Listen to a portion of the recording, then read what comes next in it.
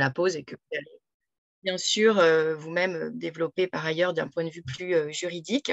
Donc, je vais partager rapidement mon écran.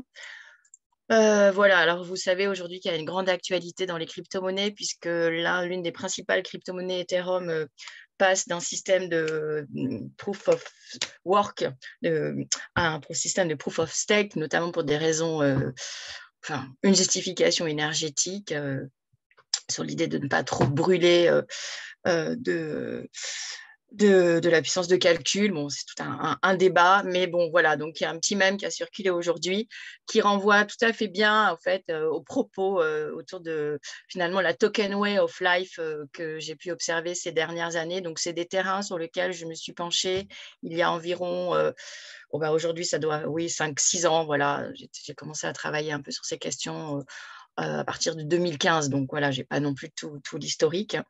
Donc, je m'étais intéressée via les usages du smartphone, du portable, téléphone portable et smartphone, dont je suis finalement spécialiste du point de vue de la culture numérique. Je m'étais intéressée aux questions de la monnaie mobile, notamment dans les pays du Sud. Voilà, et aujourd'hui, je m'intéresse aussi aux questions d'écologie du numérique plus précisément. Et ça fait plusieurs webinaires également que j'ai organisés autour des NFT quand il y a eu cette vague de ces derniers mois. Voilà, donc c'est sur un blog qui s'appelle Mobactu que vous pouvez les retrouver. Je passerai les liens si ça vous intéresse. Hop, voilà. Alors, donc, je ne suis ni économiste, ni politique, ni juriste, je suis plutôt sociologue des usages numériques. J'ai donc des méthodologies de corpus digitaux, mais aussi plus classiques d'entretien et d'analyse de corpus. Et moi, ce qui m'a intéressé, c'est finalement dans les crypto-monnaies, les blockchains, les tokens, les NFT, et puis ce qu'on appelle aujourd'hui le métavers, c'est justement la part de culture numérique, en fait, qui est partie prenante. Et ça me fait donc approcher tout cet enchevêtrement de termes, de briques technologiques, du point de vue socio-techno-culturel. Et il me semble que, on va dire, ce tournant de l'Internet de la transaction peut être appréhendé un peu comme un fait voilà, social, socio-numérique total, hein, parce qu'il y a de la technique, il y a du social, il y a du politique, il y a des valeurs, il y a des formes de vie, il y a du droit. Voilà, il y a extrêmement finalement de dimensions euh, qui sont voilà, que suppose en fait ce moment du Web 3 ou de ce qu'on peut appeler l'Internet de la transaction. On verra voilà, qu'en fait, sous les blockchains, qu'on présente souvent sous un aspect un peu plus opérationnel, etc., il y a tout un ensemble de valeurs socio-politiques, économiques et également techniques avec des protocoles ouverts. Et ça, c'est plutôt ce qui m'a intéressée. Il m'a semblé qu'avec cet Internet de la transaction, qu'on peut aussi appeler Web 3, bon, à voir, se réinventer un Internet qui n'était pas simplement peer-to-peer, distribué, mais aussi redistributif parce que finalement, on y gagne aussi, on peut y gagner des sommes d'argent sous forme de crypto-monnaie via le halving, via le trading. Aujourd'hui, il y a des services de finances décentralisés.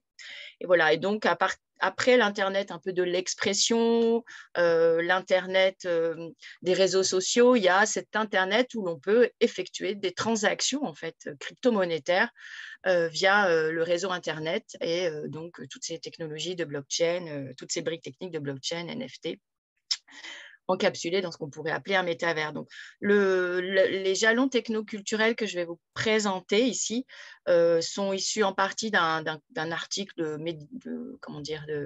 de popularisation qui s'intitule Metaverse Incorporated, donc dans la revue AOC. Alors, ce qui m'a un peu conduit à rédiger cet article, c'est évidemment d'entendre le caractère de nouveauté radicale que représenterait le métaverse, que le Web 3 était finalement totalement inédit, une énième révolution numérique.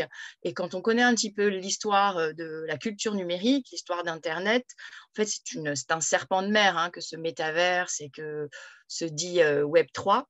et que bon, c'est intéressant d'en connaître un petit peu l'histoire et surtout justement pour rencontrer les valeurs aussi qui ont conduit certains acteurs à développer des crypto-monnaies, des univers virtuels qu'on appelle les métavers. Hein. Qu'est-ce qui les animait au plan des valeurs socio-culturels. Donc, le premier jalon du métaverse, il est connu, hein, je ne fais pas l'histoire du cyberpunk, mais c'est évidemment les œuvres de William Gibson, notamment neuromancien en 84, hein, qui a décrit un univers qu'il a appelé le cyberspace, une représentation graphique de données d'un réseau d'ordinateurs interconnectés. Donc, bien sûr, hein, ça a rappelé un peu des jeux vidéo. Et tout cet imaginaire de la matrice, de la grille, du cyberspace, donc, va inspirer énormément de films hollywoodiens, mais aussi la Silicon Valley, puisque à partir justement de ce qui est un genre littéraire et d'un roman, vont être développées des techniques qui seront celles de la réalité virtuelle et qu'on nous présente comme extrêmement innovantes, qui sont donc les casques, les gants à retour d'effet. Et tout ça est développé dès 87 à travers le concept de réalité virtuelle que le chercheur en informatique Jaron Lanier propose. Et donc Jérôme Lanier, donc c'est vraiment Jaron Lanier, excusez-moi, c'est vraiment une figure importante puisque c'est lui-même qui va aussi conseiller l'un des tout premiers Lindell métaverse historique et donc Second Life, donc fondé par la société Linden Labs, dans lequel il y avait des échanges monétaires en Linden dollars et qui a subi la crise de 2008. Et donc, voilà. L'autre jalon, hein, très important, évidemment, c'est l'auteur même du terme de métavers, qui est Neil Stephenson, qui va, lui, dans son Samouraï virtuel de 92, expliquer qu'il ne veut plus reconduire le terme de cyberspace, mais invente ce terme de métaverse, hein, qui, finalement, rejoint un peu hein, le même type de réalité que l'on veut décrire, c'est-à-dire des mondes qui sont des mondes issus de l'interconnexion.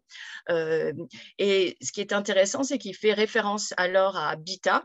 Et Habitat, c'est déjà en 86 un des tout premiers aussi métavers. C'est un jeu vidéo dans lequel on peut justement habiter, on peut vivre un peu à la façon dont Second Life le proposera ensuite dans les années 2005. Et ce qui est aussi intéressant, c'est que voilà, dans le samouraï virtuel, il y a des descriptions qui semblent être aujourd'hui proches de ce qu'on peut voir sur des centrales land, etc., quand on se promène dans ces métaverses avec des réinventions de villes très prospères, voilà, ces univers somptueux, cet imaginaire du luxe, etc., qui est reproduit dans ces univers virtuels. C'est un peu ceux qui sont justement décrits dans le samouraï virtuel. Alors, ce qu'il faut avoir en tête, c'est que quand le cyberpunk naît, il y a toute une mouvance plutôt activiste qui va politiser plus encore en fait le cyberspace de Gibson. Et donc, c'est la fameuse déclaration d'indépendance du cyberspace, comme on l'appelle à l'époque, de 96 de John Perry Barlow, qu'il écrit depuis Davos et dans lequel il explique que finalement les lois ne sont pas finalement applicables dans ce monde du cyberspace parce qu'il est représenté par des échanges, des relations, par la pensée même déployée comme une vague qui s'élève dans le réseau de nos communications. Et donc, avec cette idée que c'est un monde ailleurs et dans lequel, finalement, les lois ne peuvent pas, toutes les lois ne peuvent s'appliquer, notamment autour de la propriété intellectuelle. Et alors, il y a une activiste qui signe St. Jude, qui est une femme, qu'on oublie toujours dans cette histoire du, du métavers, évidemment, mais qui va inventer le terme même de cypherpunk, qui est donc l'association entre cette mouvance cyberpunk et tous ceux qui travaillent justement à faire en sorte de sécuriser le cyberspace comme espace autonome techniquement et qui sont tous ceux qui sont les activistes de ce qu'on appelle le chiffrement de la crypto, voilà, le cipher. Et donc, elle invente ce terme de cypherpunk et de cette mouvance cypherpunk va naître justement les premières crypto-monnaies. Hein. Donc, le manifeste cypherpunk, il y en a deux vagues. Au sein de listes de discussion, voilà, il y a des textes qui vont justement prôner la cryptographie pour la sécurisation et l'anonymisation des transactions, donc des communications, des transactions interpersonnelles sur Internet, mais un Internet enfoncé qu'on appelle le cyberspace à l'époque. Hein. Et pour terminer, donc, de cet activisme technopolitique, de cet activisme cypherpunk, donc plusieurs manifestes évidemment seront rédigés. Et c'est en partie dans ces listes que vont aussi commencer à se penser et s'échanger aussi des scénarios socio-techniques de ce que pourrait être justement une monnaie cryptée qui permettrait réellement d'accomplir des transactions à travers donc, ce réseau informatisé de communication. Et ce qui est intéressant, c'est que Neil Stephenson, dans son roman Cryptonomicon de 99, va lui-même s'intéresser à la cryptographie et va décrire ce mouvement cypherpunk côté crypto-monétaire. Il dit, voilà, il écrit: le papier-monnaie est traçable et périssable, sans compter d'autres inconvénients. La monnaie électronique est rapide et anonyme. Et à quoi ressemble un billet de banque électronique, Randy? À n'importe quel autre truc numérique, un paquet de bits et duct tape.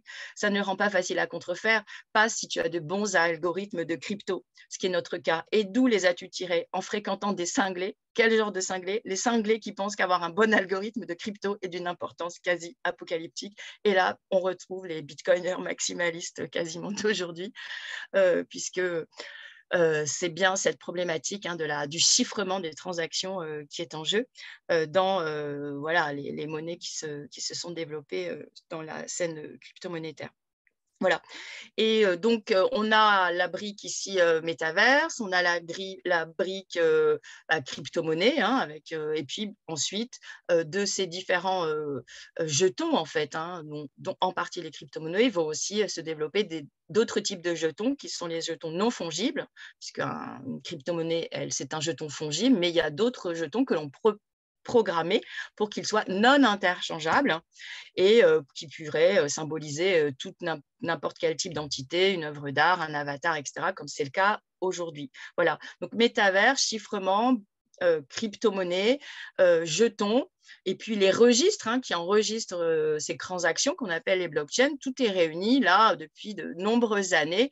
Il se trouve qu'aujourd'hui, pour des questions peut-être de relance stratégique d'entreprise chez Meta, ex-Facebook, il y a peut-être cette idée de faire revivre ce serpent de mer, mais voilà, c'est un jalon techno-culturel, mais c'est aussi un jalon technique, puisque toutes les entités sont déjà présentes depuis un grand nombre d'années, notamment les casques dès 87. Alors, ce qui m'a intéressée dans l'observation de la vie crypto-mode d'emploi, c'était la façon dont, en effet, des communautés, d'une certaine façon virtuelle, parce qu'elles ont une grande partie de vie en ligne, mais également hors ligne, mais une grande partie de vie en ligne, comment des communautés vont justement s'exercer à plusieurs types d'activités, échange d'informations, etc., mais aussi à une sorte de trading au quotidien qui leur permet en partie de vivre en fait de ces crypto-monnaies. Moi, le premier contact que j'ai avec Bitcoin, c'est quelqu'un qui est dans une yourte, un peu dans un mode de vie autonome et qui vit de crypto-monnaies. Voilà. Donc, c'est très, très loin des représentations que l'on peut avoir. On entend aussi ce terme de smart rentier, etc., dans d'autres types de milieux. Ce qui m'a donc intéressée, c'est ce que j'ai appelé cette finance vivrière. Et pour rejoindre justement les problématiques de culture numérique, on parle beaucoup de digital labor, mais ici, il s'agit d'un type de digital labor, c'est-à-dire on travaille à faire travailler toutes ces crypto-monnaies, les principales, les altcoins, enfin tous ces portefeuilles que l'on peut avoir de crypto-monnaies. Et j'ai rencontré des personnes qui me racontaient qu'elles avaient commencé à trader tout simplement pour gagner de l'argent parce que, crise personnelle, crise professionnelle, ils se retrouvaient dans des difficultés. J'avais rencontré un papa qui, pour exercer son droit de garde, avait acheté un bateau en crypto-monnaie, en Ether, parce que j'ai encore la transaction en Etherscan, sur Etherscan, là, on la voit en bas. Donc, ça m'a semblé aussi faire partie de tout ce qu'on appelle aussi le digital labor. Et finalement, c'est l'ordinaire de Wall Street qui est reproduit à domicile avec, depuis aujourd'hui, des vidéos YouTube ou des Slack où on s'échange des informations, des captures d'écran, et il y a d'autres sortes d'apprentissage en amateur, en fait, de savoir faire professionnel. Alors, il y a une autre crypto-monnaie qui m'a aussi intéressée, qu'on entend dont on entend un peu moins parler, qui est la June, qui est aussi, parce que Ether, Ethereum, Bitcoin sont des monnaies qui sont donc issues de protocoles libres, hein, ce sont des protocoles libres. Donc, June aussi est un protocole libre, mais qui, là, va permettre en rentrant dans la toile de confiance, donc là, on retrouve les premières procédures, en fait, de la cryptographie asymétrique, où dans la culture de la cryptographie asymétrique, il fallait également pouvoir rencontrer en présentiel celui qui vous finalement faisait participer à une toile de confiance, voilà. Et on retrouve ce mécanisme de l'entrée dans une toile de confiance, une certification par plusieurs personnes, alors que Bitcoin est, comme on dit, permissionless, c'est-à-dire tout le monde peut en effet acheter, revendre des Bitcoins. Et voilà, et donc en rentrant dans la toile de confiance, vous participez bien sûr aux échanges en June, mais également vous mettez d'une certaine façon de côté un dividende universel, et donc on a là aussi toute une utopie aussi techno, on va dire, une utopie techno-culturelle qui suppose là de permettre voilà, d'avoir une sorte de revenu de vie qui est généré par le biais de ces échanges. Donc là encore, on a des valeurs sociales, politiques qui sont en fait sous-jacentes à ces différentes crypto-monnaies. On dit souvent que Bitcoin, notamment, est plus porté par des valeurs libertariennes, avec cette idée d'être sa propre banque, etc. Donc une autonomie. Ici, on est sur des autonomies, mais qui supposent en effet une solidarité, on va dire, même s'il y a aussi de la solidarité dans les communautés d'autres crypto-monnaies. Mais bon, ça, c'est un autre problème. Donc, je termine pour arriver justement au moment NFT également. Là, en 2016, j'ai vu aussi naître une crypto-monnaie issue d'un mème devenu NFT d'une certaine façon, hein, qui était le même PP Cash, qui avait été abandonné par son auteur parce qu'il était repris et pollué par la alt-right états-unienne. Et donc, l'abandonnant, il a été repris comme un mème et a donné lieu à des jeux de cartes dans lesquels la communauté PP Card a écrit un peu l'histoire des crypto-monnaies, sa propre histoire. Et ça a donné lieu à une crypto-monnaie qu'on a appelée le PP Cash, à une blockchain voilà, de PP Cash.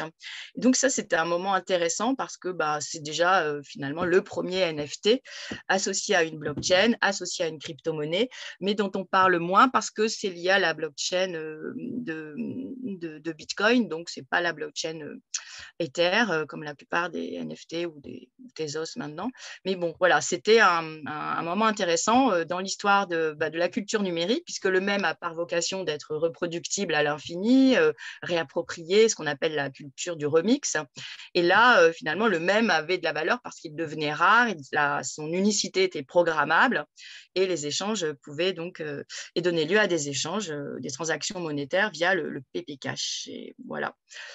Aujourd'hui, donc, il y a un renouveau du NFT, notamment via différentes blockchains, et ça donne lieu à des œuvres, voilà, Albertine Meunier, par exemple, et d'autres artistes sont voilà, intéressés de plus en plus à cet élément qu'on appelle les jetons non fongibles, et se développe aujourd'hui une scène proprement crypto-art avec ses instances, ses sociabilités, ses reconnaissances, ses lieux d'exposition en ligne et hors ligne. Alors là encore, si rapidement on établit une historicité un peu rapide. Ça, les historiens n'aiment pas tellement quand je reviens trop rapidement en raccourci à la Mésopotamie, mais bon, il n'y a pas d'historien, bon, peut-être. Mais il y a cette idée que dans les lignées justement historiques qui nous mènent au NFT, on va retrouver les jetons d'argile qui étaient finalement en circulation pendant les périodes historiques des commerces dans en Mésopotamie, voilà. Avant l'écriture cuniforme, etc., il y avait un système donc, de tokenisation notamment des transactions marchandes, et donc avec à la fois des jetons qui représentaient les quantités, des jetons qui représentaient la nature des biens, et le tout enfermé dans ce qu'on appelait une bulle enveloppe qui était scellée avec le sceau du marchand et qui voyageait en bateau avec les marchandises et qui était ouverte à l'issue de l'arrivée, de la bonne arrivée des marchandises. Et donc, le client ouvrait la bulle enveloppe et s'assurait bien qu'à l'intérieur de cette bulle enveloppe, il y avait bien tant de jetons représentant tant de quantité de blé et et des jetons qui représentaient du blé. Donc là encore, on a une histoire, on va dire, techno-culturelle, bon, pré-Internet, hein, pré-numérique, mais qui permet de conceptualiser en fait que le jeton est une symbolisation matérielle de toutes sortes d'entités. Et aujourd'hui, ce sont plutôt les artistes qui s'emparent finalement des NFT, qui lui l'incarnent, mais parce qu'il y a une dimension visuelle, on va dire, mais ça peut être n'importe quelle entité, n'importe quelle chose hein, qui est matérialisable sous la forme d'un NFT. Voilà. Et donc, voilà, je me suis intéressée ces derniers temps à la question des NFT de façon en évitant un peu le binarisme, en fait, parce que pour certains, le NFT, notamment dans le monde de la culture numérique, c'est la réinvention de la propriété intellectuelle traditionnelle, c'est-à-dire on réinvente du même, on réinvente de l'unicité là où il y avait de la multiplicité. Et donc, et pour d'autres, au contraire, c'est l'automatisation des DRM. Enfin, il y a toute une fonctionnalité très, très stimulante pour les autres. Et puis, il y a aussi tous les débats sur la question finalement écologique, énergétique, mais plus globalement de toute l'empreinte écologique du numérique hein, en général et des NFT en particulier, des crypto-monnaies en particulier, notamment celles qui supposent en effet de résoudre des puissantes équations, enfin des équations mathématiques et donc de brûler de la puissance de calcul pour valider les blocs dans certaines chaînes comme celle de Bitcoin. Voilà, donc il y a tout un ensemble de débats et donc ce qui m'a intéressé, c'est de faire remonter justement les positions, les jeux d'acteurs, de décrire hein, cette effervescence très actuelle autour des NFT, notamment dans le monde de l'art et de la culture. Bon, là, ça paraît un peu hors sujet, mais bon, il faut aussi savoir qu'une grande partie de crypto-artistes ou d'amateurs, etc., ont contribué à l'adresse de crypto-dons ouverte par le gouvernement ukrainien.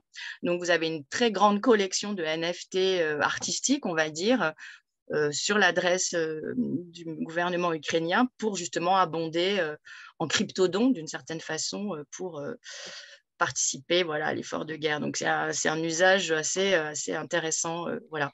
Donc, il y a plusieurs lieux aujourd'hui voilà, où on peut tout simplement rencontrer les artistes de la scène crypto art et puis surtout voilà, observer qu'un NFT n'est pas forcément immatériel. Et donc, il y a tout un ensemble de propositions qui rematérialisent les tokens d'une certaine façon à travers des machines à sous, des bandits manchots, des imprimantes 3D un peu low-tech, des DAO aussi qui permettent des œuvres génératives coopératives. Enfin, c'est une scène qui est bien plus diverse que simplement, justement, peut-être ce que l'on voit souvent, c'est-à-dire des JPEG voilà, qui seraient stockés dans une base de données sécurisée comme IPFS. Voilà, et donc justement sur la partie smart contract et ce qu'on appelle aussi les social tokens et les DAO, hein, les organisations décentralisées, c'est tout un ensemble de briques qui font partie du monde des NFT et qui permettent justement des créations collectives, génératives, des façons pour des artistes en ligne et à distance de gérer leur propre communauté. Donc, il y a aussi du point de vue comment dire, des collectifs d'artistes, ce sont aussi des outils intéressants, pas seulement de création, mais également d'organisation et bien sûr qui permettent des transactions de leurs œuvres. Voilà.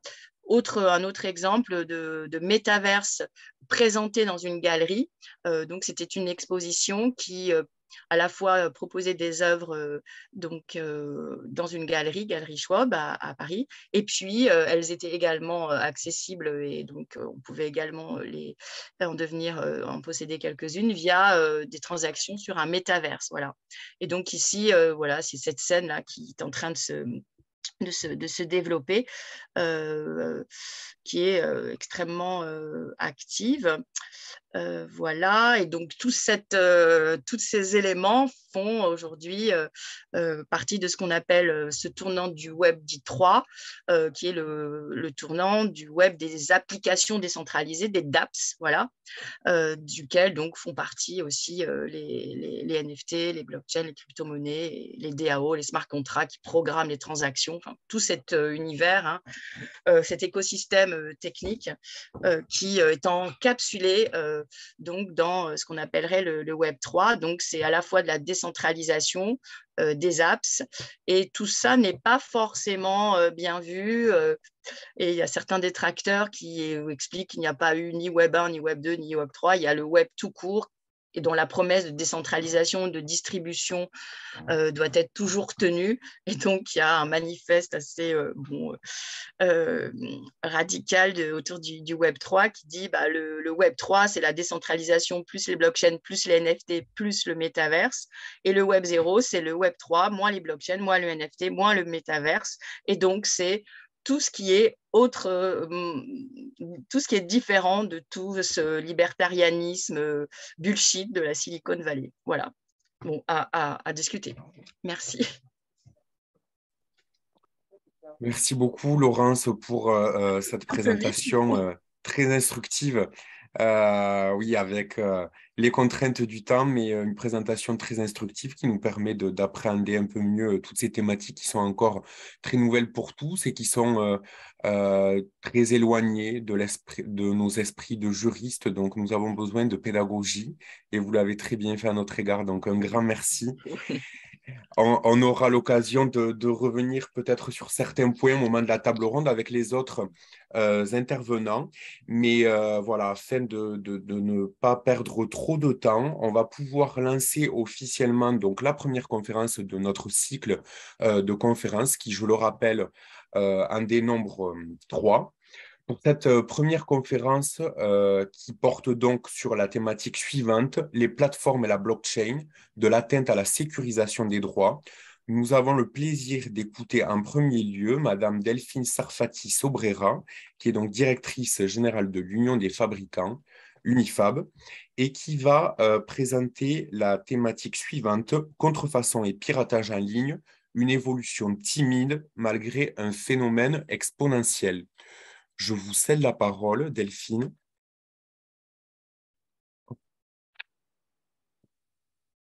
Bonjour, est-ce que vous m'entendez bien? Très bien. Bon, alors c'est déjà une bonne nouvelle. Alors, je vais essayer de raccourcir un petit peu mon propos parce que effectivement, le temps ayant passé, il ne faudrait pas qu'on puisse passer à côté de la discussion. Donc, bon, il est vrai que la contrefaçon a beaucoup augmenté ces dernières années. Elle est passée d'une dimension artisanale à une activité qui est extrêmement professionnalisée en utilisant des technologies de pointe et pour aujourd'hui et depuis quelques années maintenant, investir tout le monde digital. Donc, il y a une évolution des modes opératoires des contrefacteurs, surtout en raison de l'intensification finalement des ventes sur Internet, de leur promotion sur les réseaux sociaux. On a tous vu des pubs sur Facebook, Instagram, Snapchat, etc. Et du coup, ça pose de nouvelles difficultés. Par exemple, les services des douanes doivent s'adapter à ces évolutions pour protéger les consommateurs. En fait, ils sont passés finalement du contrôle de gros conteneurs à des contrôles de tout petits colis qui sont de plus en plus nombreux et de plus en plus fréquents, ce qui pose un réel problème pour eux. Alors, pour rappel, je voulais vous dire que la France est quand même le deuxième pays dans le monde à être le plus touché par la contrefaçon après les États-Unis. Donc, c'est un sujet qui nous concerne énormément. Et mon enjeu principal aujourd'hui, c'est de dresser un tableau illustré de la situation à laquelle finalement se confrontent les entreprises en matière de contrefaçon et de piratage en ligne, tout ça en quelques minutes. Alors, j'évoquerai aussi quelques évolutions potentielles ou opportunités d'évolution qui s'offrent aux titulaires de droit ainsi qu'à leurs représentants. Alors, l'UNIFAB, qu'est-ce que c'est en quelques minutes? L'UNIFAB, c'est l'Association française de lutte anti-contrefaçon. On a à peu près 200 entreprises adhérentes, tous secteurs d'activité confondus, et 4 grandes missions: la sensibilisation des consommateurs, la formation des autorités publiques, le lobbying et la discussion avec les plateformes d'e-commerce. D'où ma présence ce soir parmi vous. Ce que j'aimerais vous partager avec vous, c'est un sondage qu'on a réalisé en 2021 auprès de 25 entreprises membres de l'UNIFAB. Elles étaient représentatives de différents secteurs d'activité de manière à vraiment faire quelque chose d'assez clair et représentatif et très révélateur de la tendance à laquelle finalement sont confrontées les entreprises. Plus de 32 millions d'annonces illicites ont été retirées sur des sites d'e-commerce et sur les réseaux sociaux en un an. Donc, si on met ça en parallèle avec la saisie des douanes qui représente par an à peu près 9 millions de produits physiques en un an, vous voyez bien que en fait, Internet, c'est vraiment devenu le nouvel Eldorado et avec les métaverses, c'est de pire en pire dans la mesure où, évidemment, tout de suite, les entreprises qui ont vu, je dirais, le vent venir se sont immédiatement emparées du phénomène et ont commencé à vendre, etc., sur le métaverse. Et celles qui n'ont pas été suffisamment réactives sur ce nouveau lieu de vente ont quand même constaté que leurs produits y étaient vendus. Donc ça, c'est quand même assez hallucinant parce que quoi qu'il arrive, les marques sont sur le métaverse de manière autorisée ou pas. Donc, cette illustration finalement prouve les échanges avec les acteurs du digital pour les pousser à mettre en place des mesures proactives, réactives, ambitieuses, efficaces. Ça fait beaucoup trop pour eux, hein. Je peux vous le dire tout de suite, quand on discute avec eux, ils sont vraiment plutôt à freiner des cas de fer en nous disant mais on fait énormément de choses en nous donnant des chiffres totalement invérifiables et c'est assez compliqué. Mais bon, le problème, c'est que c'est comme ça, malheureusement, qu'on arrivera à éviter la réapparition des ventes des produits de contrefaçon dans le temps. En tout cas, c'est une des missions principales que nous, on propose à nos adhérents et on travaille beaucoup avec les acteurs du digital. Il ne faut pas oublier quand même que 30% des consommateurs français, d'après une étude IFOP, et je vous dis 30, mais c'est 38%, ont déjà acheté de la contrefaçon sans s'en rendre compte.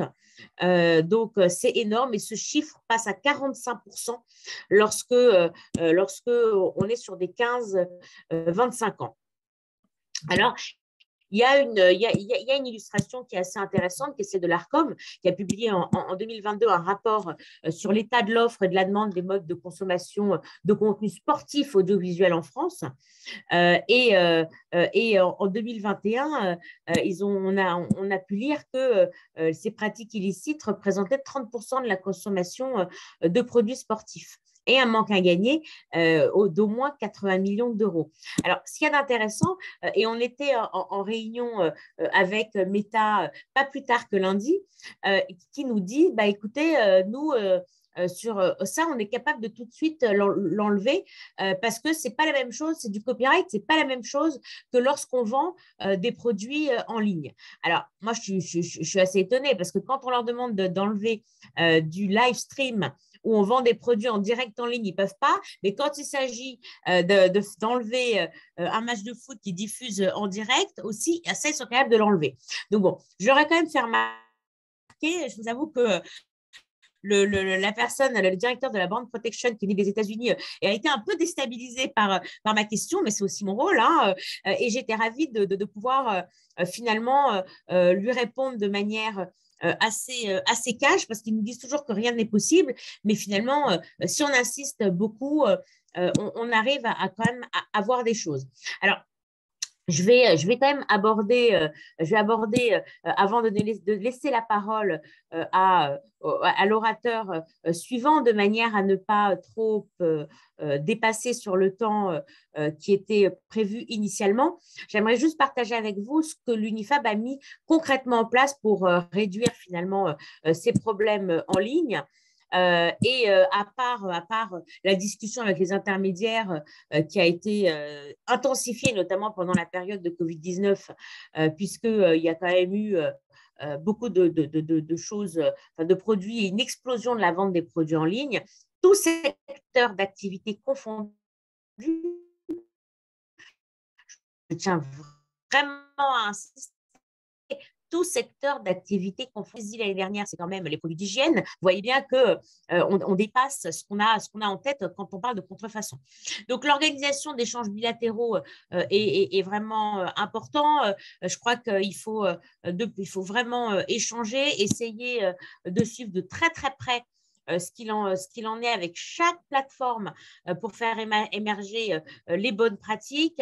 Il y a plusieurs types d'acteurs du digital qui peuvent avoir un impact sur la réduction du nombre de contrefaçons online, les moteurs de recherche, Google par exemple, les services de paiement en ligne, les plateformes d'e-commerce, les réseaux sociaux, les applications de messagerie, il y a aussi beaucoup de ventes via WhatsApp, WeChat, etc.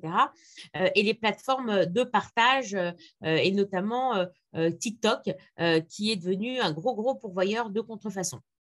Alors, il y a plusieurs catégories de bonnes pratiques et quelques exemples quand même. Dans les mesures proactives, il faut faire spécifier clairement que les acteurs du net, dans les conditions générales de vente, que la contrefaçon, pardon, par les acteurs, que dans leurs conditions, que la contrefaçon est interdite. Il faut faire vérifier les informations sur les vendeurs. On en reparlera sans doute tout à l'heure. L'utilisation des plateformes doit être aussi soumise aux mêmes règles finalement que dans la vie réelle. On ne retourne pas 2 fois chez un vendeur de pacotille, on ne retourne pas 2 fois chez le même vendeur qui vous a arnaqué en ligne. Donc ça, je pense aussi qu'il faut éduquer les consommateurs à ça. Et puis, il y a des filtrages automatisés qui peuvent être mis en place, etc. Et puis, il faut que toutes ces plateformes puissent permettre aux titulaires de droit ainsi qu'aux consommateurs de signaler les faux articles mis en ligne et avoir des sanctions vraiment dissuasives. Alors, nous, dans nos membres, on a des adhérents qui nous disent que finalement, le métaverse ne changera rien. Que les outils existent, que les outils seront les mêmes à utiliser et que finalement, pour lutter contre la contrefaçon et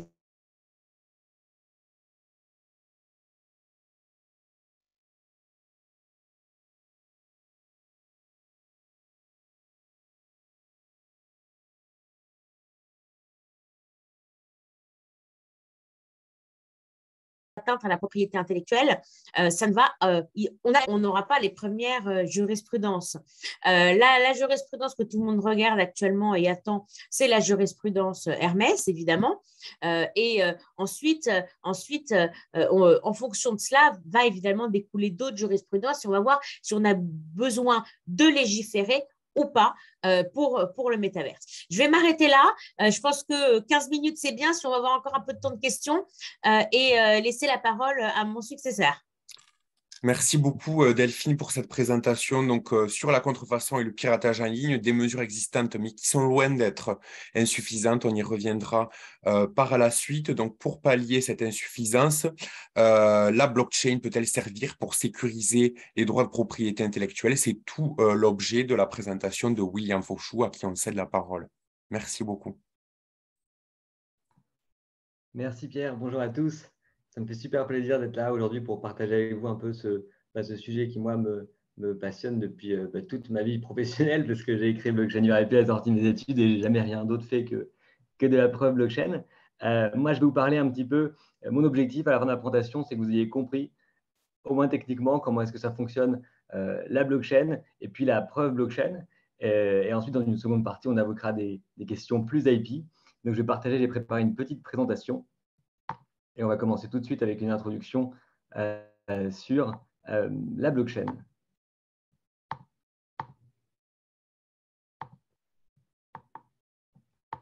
Alors, la blockchain, qu'est-ce que c'est? La blockchain, en fait, c'est une sorte de base de données qui consigne un ensemble d'événements qui se sont produits sur un réseau depuis sa création. Alors, dans le cas de Bitcoin, par exemple, sur le réseau Bitcoin, eh bien, il s'agit de transactions financières parce qu'on s'échange des Bitcoins.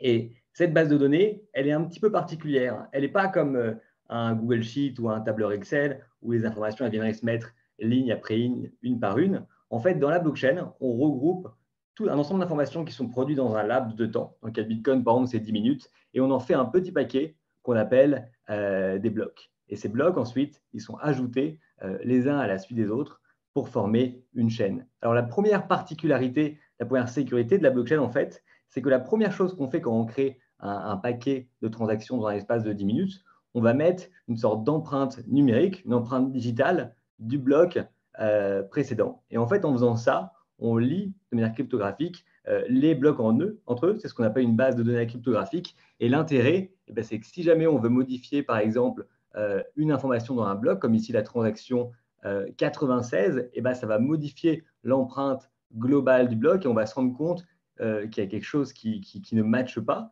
Et donc, pour camoufler son forfait, on est obligé de modifier toute la blockchain en aval, ce qui évidemment est extrêmement contraignant.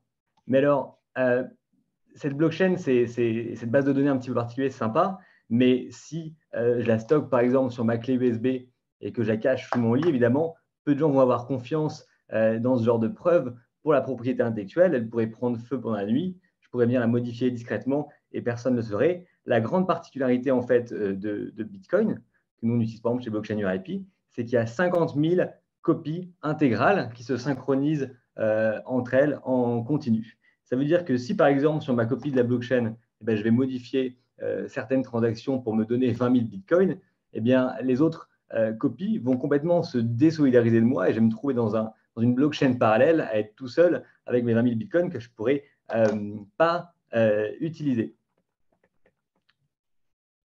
Comment est-ce que ça fonctionne une transaction? En fait, si je veux vendre quelque chose, il va falloir qu'on m'envoie des bitcoins et donc j'ai une adresse à laquelle on va m'envoyer un ensemble de bitcoins. Cette transaction va être diffusée dans le réseau. Elle va être ramassée pour former un bloc toutes les 10 minutes. Et une fois que le bloc il est ajouté à la blockchain, je vais recevoir ma transaction financière. Alors, en fait, nous, on utilise cette base de données un petit peu particulière et on détourne son fonctionnement pour la propriété intellectuelle. L'idée, ça va être d'insérer en fait des empreintes numériques de documents. Alors, juste pour revenir un petit peu sur le concept d'empreinte numérique d'un document, il faut savoir que chaque document, on peut calculer une empreinte numérique qui est un peu comparable à une empreinte digitale. C'est-à-dire que si je pose mon doigt ici sur la table et que je m'en vais, la police scientifique peut venir, ils peuvent prendre l'empreinte de mon doigt, ils ne pourront pas me reconstituer en 3D. Mais s'ils me recroisent dans 3 ans, ils pourront dire William, il était là ce jour-ci à Station F en train de faire une présentation. C'est exactement pareil avec le document. On prend une empreinte qui est dite non bijective, c'est-à-dire que le même document a toujours la même empreinte si on passe dans la même formule, mais qu'en revanche, on ne pourra jamais, même avec l'informatique quantique, remonter de l'empreinte au document, tout simplement parce qu'il y a beaucoup trop de pertes. Et ça permet du coup de représenter, de s'assurer de l'intégrité du document sans avoir à le divulguer. Alors, pour inscrire l'empreinte dans la blockchain, c'est quelque chose qu'on a très rapidement voulu faire avec Bitcoin et Blockchain URIP n'est pas la première société à faire ça. Au tout début de blockchain, en fait, l'idée, c'était de détourner le fonctionnement. Donc, en fait, ce qu'on allait faire, c'est que quand on envoie des bitcoins, il faut les envoyer à une adresse qui est un petit peu comme une adresse email. À la place de renseigner en destinataire une adresse email, on mettait l'empreinte du document. Ça servait à écrire dans la blockchain cette empreinte, mais le problème, c'est que on gâchait en fait des bitcoins qui étaient perdus à tout jamais. Et du coup, les développeurs de Bitcoin ont inclus une fonctionnalité dans Bitcoin qui permet d'ajouter une série de caractères arbitraires à la fin d'une transaction. Ça fait à peu près la longueur d'un tweet. Et en fait, on va calculer une empreinte numérique d'un document, l'insérer dans une transaction et s'envoyer en fait des bitcoins à soi-même. Et ça permet en fait, par le jeu des fonds qui vont d'adresse en adresse, d'inscrire en fait des empreintes dans la blockchain et de les dater. J'ai fini pour ma partie technique et je parlerai d'autres sujets ensuite lors de la table ronde.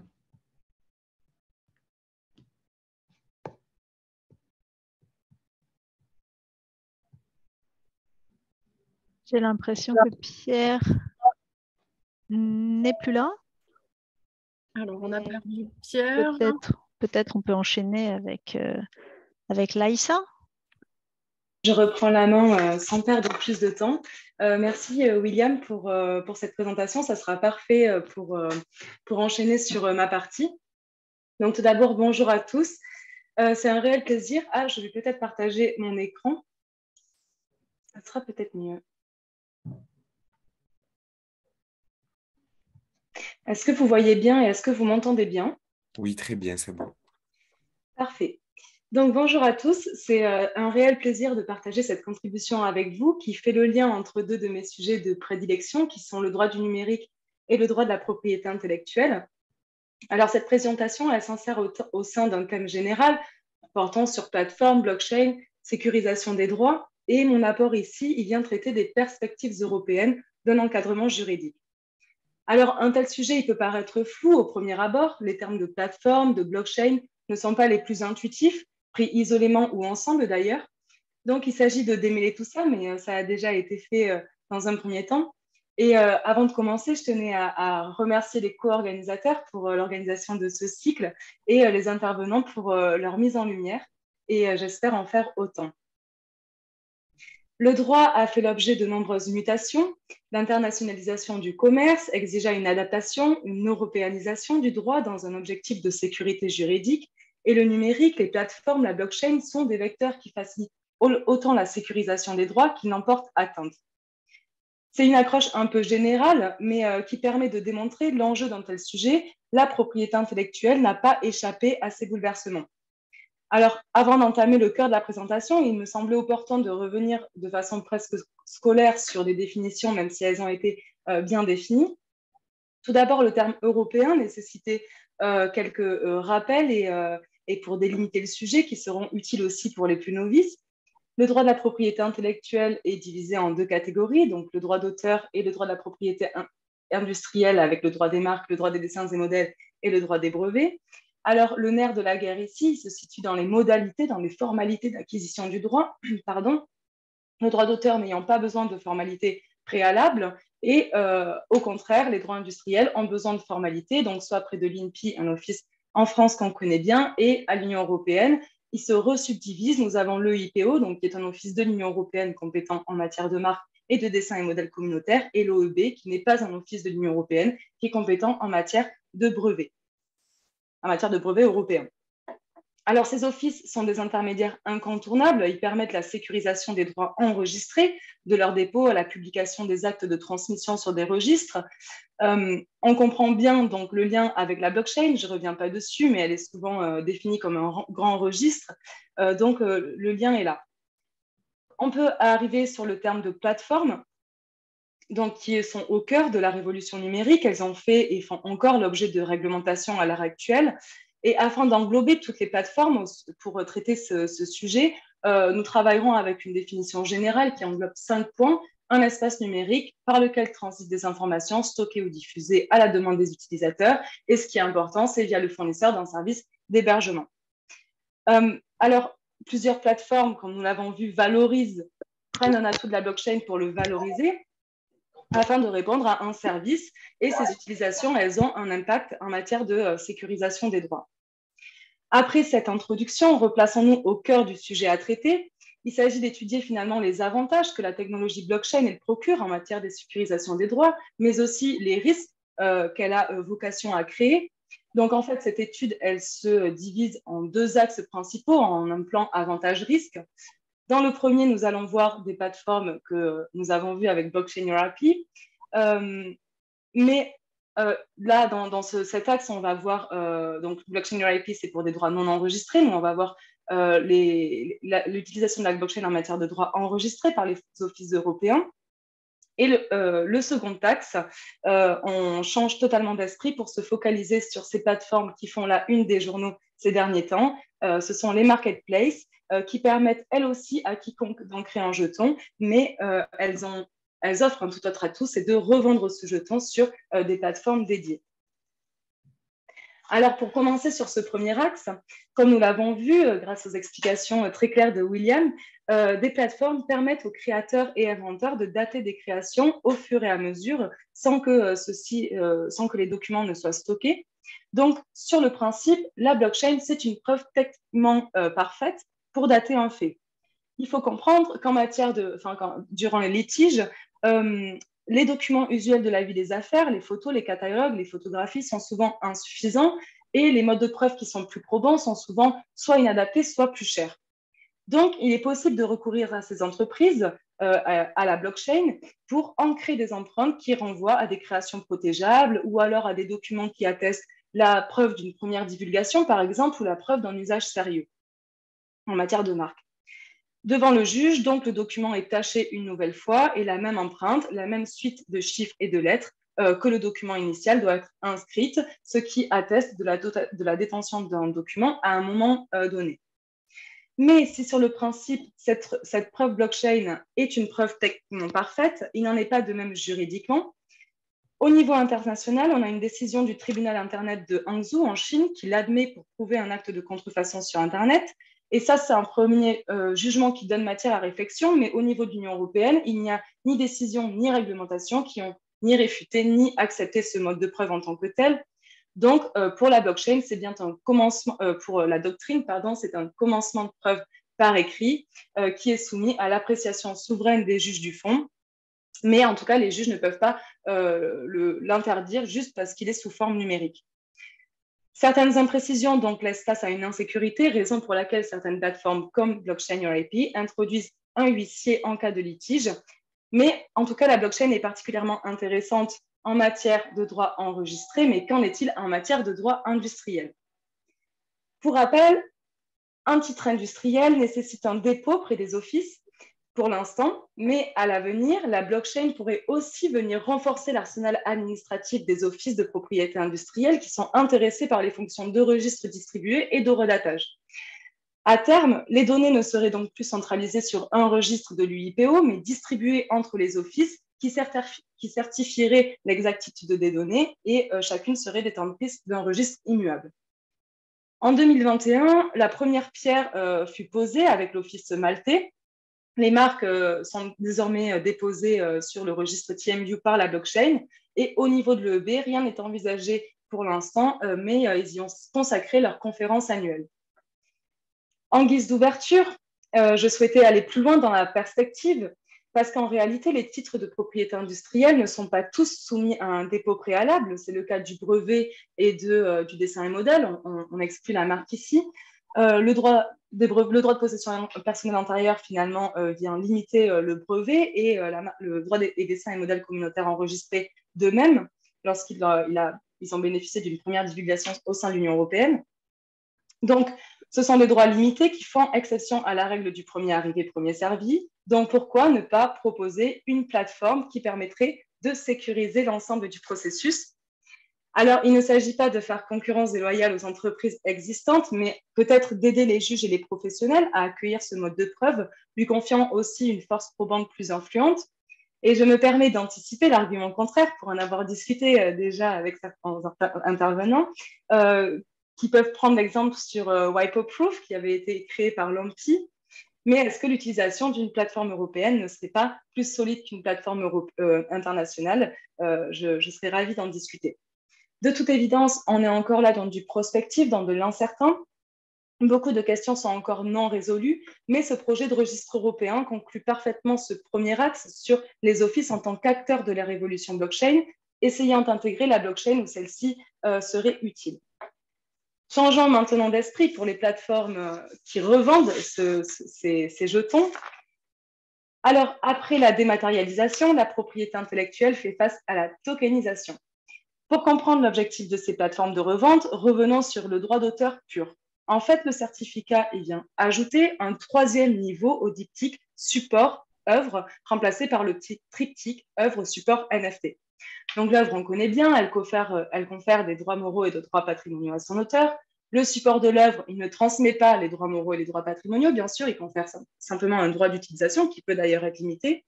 Et on vient rajouter le jeton non fongible, donc je répète ce qui a été dit dans les interventions précédentes, mais qui n'est pas une crypto-monnaie, parce qu'il est interchangeable, il se rattache à une œuvre préalablement hachée. À la différence des plateformes étudiées, Le jeton unique va pouvoir être ici revendu à toute personne possédant des crypto-monnaies et sur les plateformes dédiées. Donc, l'auteur ou quiconque peut mettre en ligne des jetons d'œuvres préalablement frappés, c'est-à-dire ancrés dans la blockchain, ou qui seront frappés à l'occasion de leur revente. Donc, à ce stade, au niveau de la propriété intellectuelle, il y a deux choses qui nous intéressent. Premièrement, la miniature qui est reproduite sur la plateforme et deuxièmement, le jeton qui est frappé. Concernant la miniature, celle-ci est téléchargée par le vendeur pour attirer les acheteurs. C'est un acte de reproduction qui est effectué à des fins généralement lucratives et cette reproduction est soumise à l'autorisation préalable de l'auteur, auquel cas c'est un acte de contrefaçon. Mais les plateformes, elles, on a eu l'occasion de le voir, elles viennent simplement héberger la miniature qui est généralement accessible via la plateforme et qui peut être aussi hébergée par des serveurs tiers comme Google. Alors, ces actes de contrefaçon sur les plateformes, elles ont déjà fait l'objet de réglementation et elles font encore l'objet de réglementation. Pour la contrefaçon de droits d'auteur, j'y reviens rapidement parce qu'on a eu l'occasion de l'aborder, mais la directive de 2019 leur donne une responsabilité limitée à condition qu'elle soit de bonne foi, en fait, a priori et a posteriori. A priori, en démontrant qu'elles ont fourni les meilleurs efforts pour ne pas diffuser des actes illicites, et a posteriori, lorsque le mal est fait, en agissant promptement, en bloquant le contenu, donc dès qu'elles ont pu avoir connaissance de l'acte de contrefaçon, notamment par une notification. Alors, OpenSea, SuperRare, Haribo, c'est des plateformes qui peuvent être soumises à cette directive, mais pas toutes, en tout cas pour l'obligation de téléversement. Donc, elles sont soumises à une autre directive qui se fait ancienne, donc c'est la directive de 2000, qui donc fait l'objet d'une proposition de règlement pour être remplacée. Donc, en revoit, elle reprend la directive de 2019 avec... elle reprend, c'est la directive de 2019 qui la reprend, mais avec une obligation a priori et a posteriori. Et le projet de règlement Digital Services Act vient rajouter une condition. Donc, elle oblige à permettre un service de retrait, de signalement rapide, gratuit, efficace et facile. Donc, les plateformes, elles doivent permettre ce mode de retrait à condition, sinon elles peuvent se voir interdire l'accès au marché européen. Donc, pour résumer, qu'il s'agisse de l'une ou de l'autre des réglementations, les plateformes ne doivent pas être proactives avant, lorsque le contenu est mis en ligne, mais elles doivent être réactives après, auquel cas elles peuvent être co-responsables des actes de contrefaçon. Alors, globalement, il ne s'agit pas réellement de droit prospectif parce que les plateformes, elles sont déjà en conformité. L'auteur lésé, il peut déjà demander le retrait à la plateforme ou demander à Google s'ils sont stockés sur ses services. Toutefois, je me joins aux déceptions du rapport du Conseil supérieur de la propriété littéraire et artistique du 12 juillet dernier et j'ai l'impression de l'UNIFAB aussi en ce qui concerne ce qui n'est pas réglementé. Parce que donc les plateformes n'ont bien évidemment pas d'obligation générale de surveillance des contenus et elles n'ont pas d'obligation générale de surveillance des vendeurs parce qu'en fait, ceci peut-être leur ferait dépasser le simple cadre passif et il y aurait un peu une incohérence à ce stade-là. La première faiblesse aussi concerne la subjectivité du terme promptement qui renvoie au terme de délai raisonnable. Donc, on peut se dire que bien sûr que l'acte contrefait a eu l'occasion d'être diffusé le temps que la plateforme vienne retirer le contenu. Alors, pouvons-nous attendre un renforcement du régime des plateformes de revente de NFT? Si j'ai 2 petites minutes pour revenir sur du droit comparé et aborder une décision du tribunal Internet d'Hangzhou du 20 avril 2020. Dans les faits, c'est très intéressant. C'est le titulaire d'une série de bandes dessinées nommée Fat Tiger, donc le tigre potelé, comme on peut le voir là. Il a découvert que des NFT rattachés à son œuvre, illustrés par des miniatures, étaient revendus par des plateformes, sur une marketplace. La marketplace, elle se contentait d'héberger le contenu, mais il a quand même poursuivi en contrefaçon. Contre toute attente, le tribunal il a admis la contrefaçon du droit d'auteur pour celui qui a ancré le jeton et pour la miniature, quand bien même la plateforme se bornait à héberger le contenu litigieux. Donc, en fait, il faut suivre le raisonnement du tribunal. En principe, oui, la plateforme qui ne dépasse pas le simple rôle d'hébergeur n'est pas responsable des reproductions illicites mises en ligne par les utilisateurs, mais, exception, les plateformes de revente de jetons non fongibles font exception à ce principe. on revient donc au principe de responsabilité et il rajoute une espèce d'obligation renforcée pour les plateformes qu'on va critiquer parce que ce qui est intéressant dans l'espèce, c'est que le C entouré, donc le symbole de copyright, aurait pu a fait présumer le fait que la plateforme aurait pu avoir connaissance que l'œuvre n'était pas ancrée par le titulaire. Donc, c'est là qu'est tout le paradoxe finalement, parce que comment les plateformes peuvent-elles bénéficier de l'exemption de responsabilité favorable aux hébergeurs, impliquant qu'elles ne vérifient pas les contenus mis en ligne, alors qu'elles peuvent être condamnées alors même qu'elles n'ont pas vérifié les dits contenus. C'est presque pire que la double peine, c'est une sentence irrémédiable. Et une affaire similaire au sein de l'Union européenne n'aurait sûrement pas lieu, en tout cas en l'état du droit, puisque cela reviendrait à rajouter une condition, donc la condition de raisonnable vérification, qui est en totale contradiction avec la première condition qui s'affiche. Je termine vraiment rapidement sur le NFT. Est-ce que le NFT est un acte de contrefaçon? Alors, frapper un NFT, je vais répéter ce qui a été dit, mais ce qui est ancré sur la blockchain, c'est une suite inintelligible de chiffres et de lettres. Donc, l'œuvre n'est pas reproduite, ce n'est ni une œuvre dérivée, ni une autre œuvre. Mais finalement, est-ce que ça ne serait pas légitime que ce soit l'auteur qui ait le droit de créer ce jeton? À défaut d'indice en Europe, je reviens très rapidement sur notre décision sur les bandes dessinées.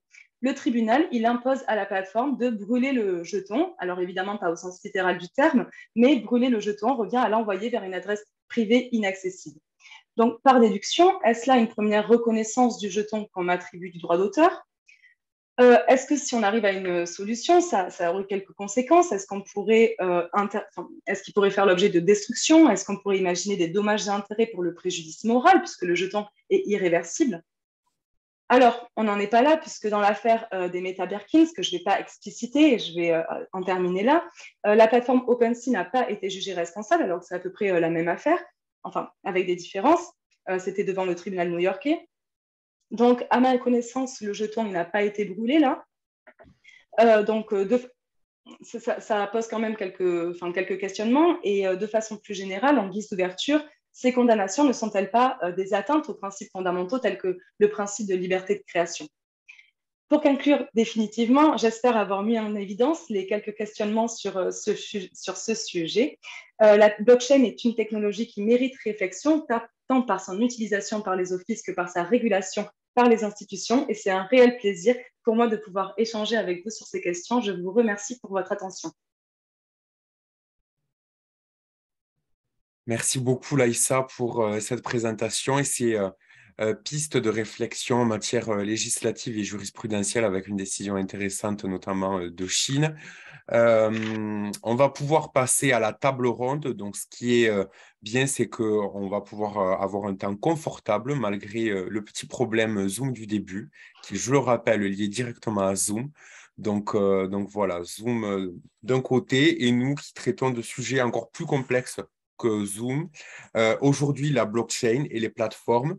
Je cède la parole à Constance Lanet-Cluny, qui est donc présidente de la commission Marc de la Pram, qui va présider cette table ronde réunissant les différents intervenants d'aujourd'hui.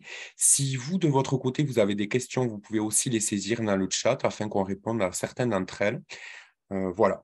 Allez-y, Constance, vous êtes présidente. Merci Pierre, je vais présider. Je vais essayer de présider dignement un sujet aussi complexe. Je remercie comme vous les intervenants pour leur esprit de synthèse.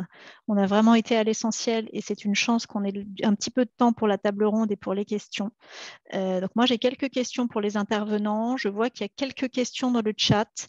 Je vous propose de commencer par les questions que j'ai pour eux et puis on relaiera les questions du chat au fur et à mesure qu'elles seront posées et selon évidemment le temps que nous aurons restant. Je vais procéder de manière chronologique. On va revenir peut-être d'abord à Delphine, qui nous a présenté avec beaucoup de clarté toute l'action de l'UNIFAB, notamment contre le piratage en ligne et la contrefaçon. On va essayer, Delphine, peut-être de faire un petit focus législatif. Ce qui est intéressant, donc on a parlé l'AISA a évoqué le DSA, évidemment, on pourra faire un focus spécifique là-dessus, mais au jour d'aujourd'hui, qu'est-ce que les titulaires de droit ont comme arme juridique, comme outil législatif pour faire face à cette prolifération des contenus illicites en ligne? Je sais que tu en as dit quelques mots, mais est-ce qu'on peut revenir là-dessus de manière un petit peu plus détaillée? Alors, oui, bien sûr. En fait, aujourd'hui, l'arsenal législatif, il n'a pas beaucoup évolué. Il n'a pas, en tout cas, évolué aussi vite et aussi rapidement que l'Internet, ni autant que les comportements des consommateurs. Donc, finalement, on est à part le DSA qui laisse encore beaucoup de trous dans la raquette au niveau et au niveau européen en plus, on n'a pas beaucoup évolué, en tout cas pas en France. En revanche, on a une opportunité, une fenêtre de tir là. On est en pleine actualité brûlante, puisqu'il y a eu la proposition de loi de modernisation de la lutte contre la contrefaçon qui a été votée à l'unanimité à l'Assemblée nationale en novembre 2021. Je parle de la proposition de loi des députés Blanchet et Bournazel. Elle est déposée à la commission des lois au Sénat et elle est en attente de son inscription dans une niche parlementaire dans les prochains mois. Alors, je vais trahir peut-être un secret, mais a priori, on devrait avoir une niche au mois de mars prochain. C'est quelque chose qui est bien parti. Elle ne contient actuellement que 9 articles. 9 articles qui visent à lutter efficacement, parce que c'est le problème contre la contrefaçon en France, pas que sur le digital, mais de manière assez globale. Et il y en a 2 qui sont particulièrement en lien avec la thématique du jour. L'article 4 qui donne la possibilité pour les titulaires de droits de demander la suppression de noms de domaine ou de comptes réseaux sociaux portant atteinte à leur marque. Et alors, de manière globale, c'est-à-dire qu'on demanderait plus simplement la suppression 1 par 1 ou 3, 4 si les affaires sont liées. On pourrait demander, comme ça se fait aux États-Unis, une suppression de 100, 200, 300, 400 noms de domaine d'un coup. Ce qui aurait un super effet, non seulement de désengorger les tribunaux et en plus de pouvoir mener des procédures beaucoup moins coûteuses et beaucoup plus globales pour les entreprises. Et puis, l'article 4 ter qui viserait à saisir la technologie de la blockchain pour garantir et identifier l'origine des produits et services. Donc, je crois que, bon, évidemment, il sera pertinent de réintégrer un certain nombre d'articles additionnels pour pouvoir compléter cette proposition de loi qui a été vraiment coupée pour que ça passe sous l'ancienne mandature. On était à 21 articles au début. Mais je crois qu'il y a vraiment 2 choses qui sont importantes. C'est d'engager la responsabilité des intermédiaires en ligne. Parce qu'en gros, aujourd'hui, ce qui se passe, c'est qu'il n'y a que les volontaires qui font. Toutes les autres entreprises qui n'ont pas envie de faire beaucoup, ils font le strict minimum, voire pas du tout. Et puis, lorsqu'ils se sont procurés une contrefaçon, comme je vous disais, les contrefaçons ont un impact important sur les consommateurs à partir du moment où ce sont maintenant des produits du quotidien. Bon, alors évidemment, ils ont aussi un impact sur la santé, la sécurité, sur l'environnement. C'était le thème de notre campagne de consommateurs, notre campagne auprès des consommateurs de cet été. Mais je crois que vraiment, il faut les prévenir et il faut qu'ils puissent mettre enfin des mesures assez ambitieuse en place de manière à ce qu'il y ait vraiment Internet qui soit un peu nettoyé. Et pour le DSA, comme le disait Laïssa, il y a des choses qui manquent parce que là, il y a vraiment cette législation, elle est horizontale. Le texte va être adapté ensuite et complété par des initiatives sectorielles, c'est certain. Et donc, nous, on va travailler dessus. Mais je crois que la première opportunité pour compléter ce texte, c'est l'élaboration de l'EU Toolbox Against Counterfeiting par la DG Gros, qui va permettre déjà de pouvoir donner un peu plus la parole aux titulaires de droit et pouvoir lutter contre la contrefaçon des actifs immatériels et matériels des entreprises aujourd'hui. Très clair, merci Delphine. Est-ce que, une petite question complémentaire justement sur un petit bilan DSA, est-ce qu'on peut dire que les objectifs ont été atteints dans le texte final ou est-ce que les trous dans la raquette sont réels et comment pourrait-on les boucher? Bon, Oui, alors il y a des choses qui sont plutôt intéressantes, effectivement, je crois que permettre aux titulaires de droit d'être des signaleurs de confiance, c'était important. À la base, on avait dit que c'était uniquement les associations. Alors, vous imaginez bien, l'UNIFAB, on a 200 entreprises.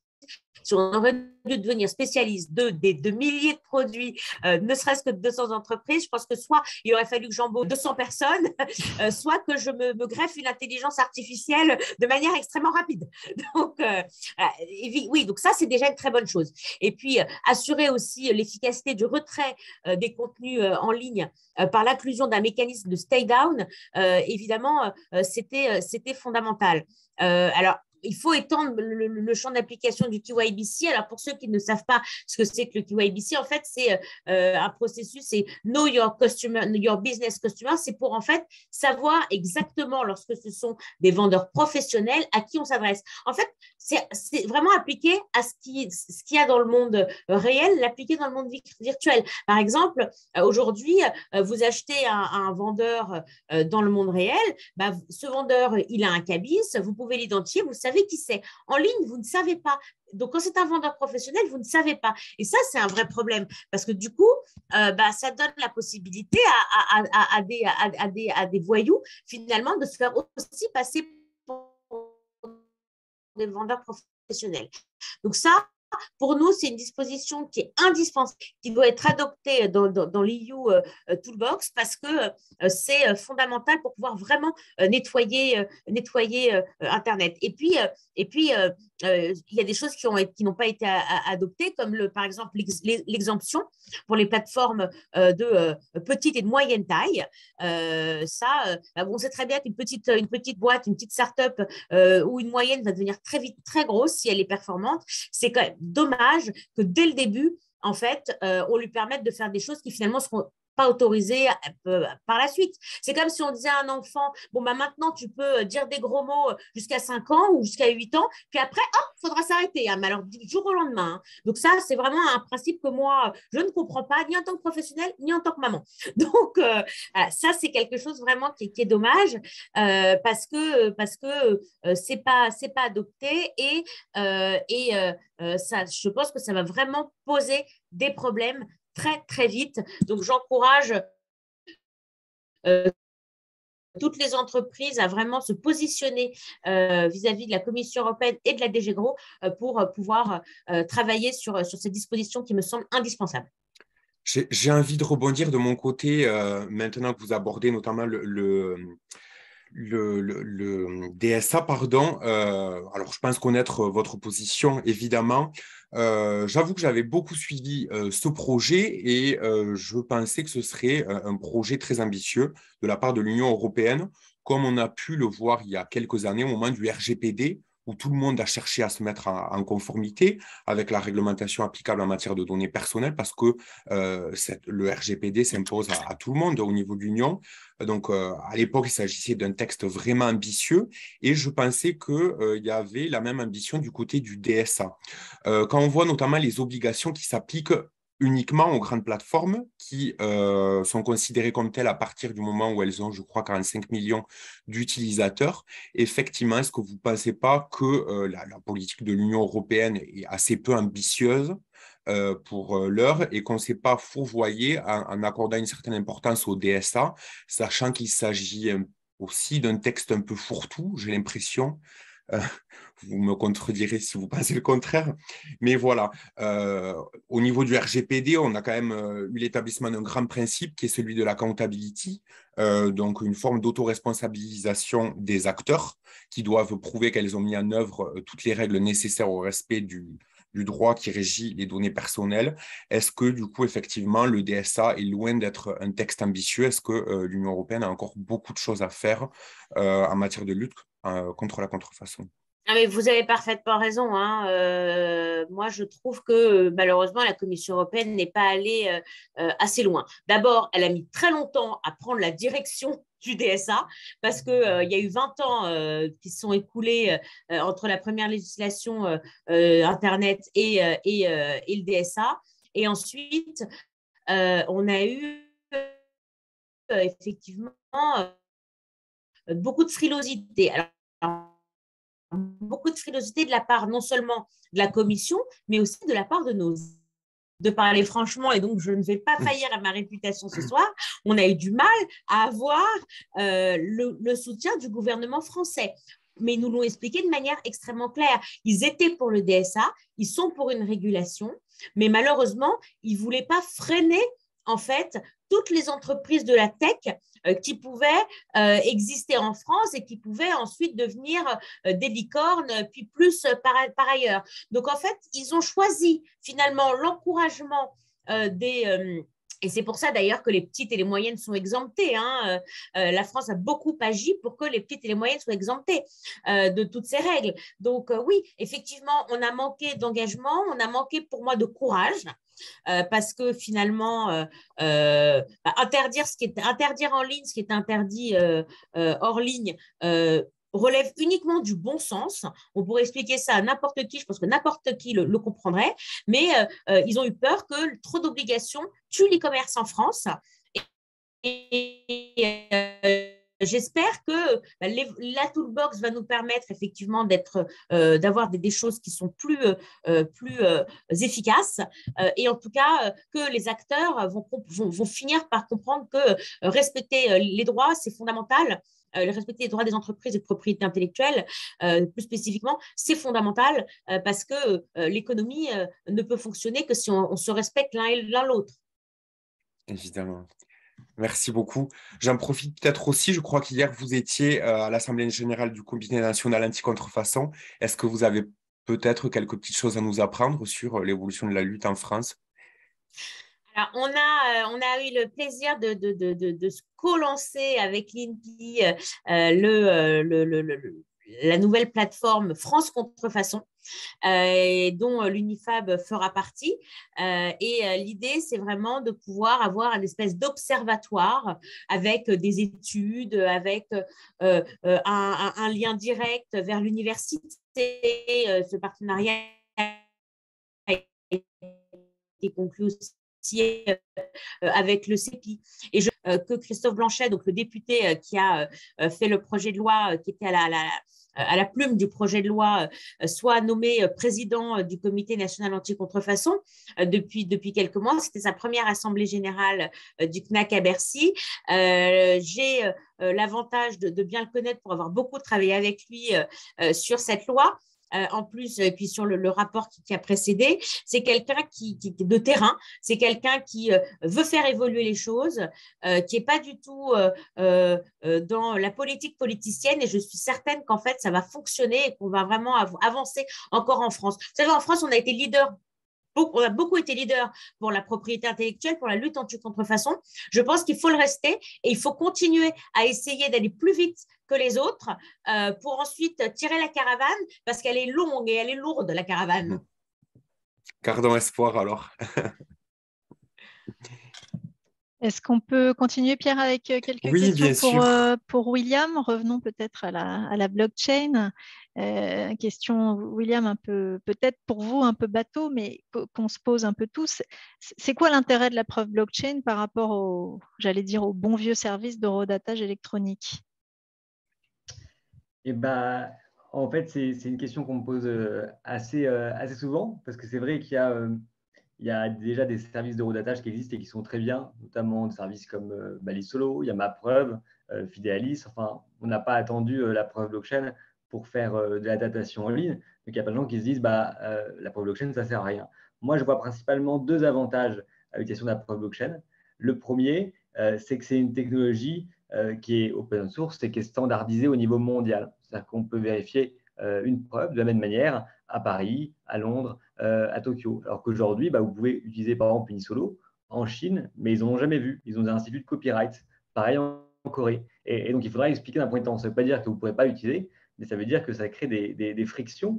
Et en ça, la preuve blockchain, elle crée un standard et on peut penser que ça facilitera l'utilisation de preuves dans la vie des affaires.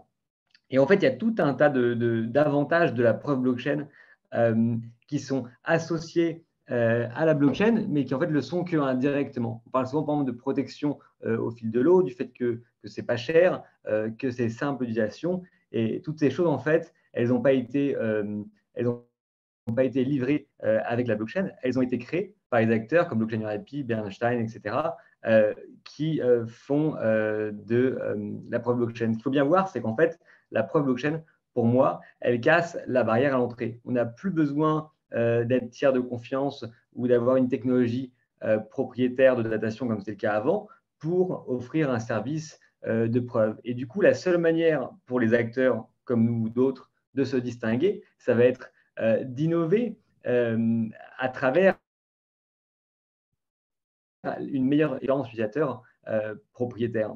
Et ça, je pense que c'est une bonne chose pour les juristes API. Pour donner un exemple concret, par exemple, je prends souvent cet exemple, si vous allez sur un site de datation un petit peu traditionnel pré-blockchain, généralement, l'argument qu'on met en avant, c'est ouvert 24 heures sur 24, 7 jours sur 7. Et c'est pour montrer à quel niveau est-ce qu'on en est de la digitalisation. Ça, en 2022, c'est un argument pour un distributeur automatique de pizza qui fonctionne toute la nuit, pas pour une plateforme web. Donc, je pense qu'on a énormément de choses à faire et le fait que la concurrence soit qu'il y a une concurrence qui se crée sur le marché, ça va permettre aux outils de se moderniser. Voilà. C'est très clair, merci William. Et du coup, question qui suit naturellement. Alors Laïssa a un tout petit peu parlé en parlant de la Chine, évidemment, et du tribunal de Hangzhou, mais c'est quoi la reconnaissance de la preuve blockchain en France et au niveau mondial aujourd'hui? Oui, Laïssa en a un peu parlé. Alors déjà, il faut rappeler qu'en matière, ce n'est pas le cas pour tout, on peut faire de la preuve blockchain. Il y a des gens qui veulent faire de la signature électronique sur la blockchain.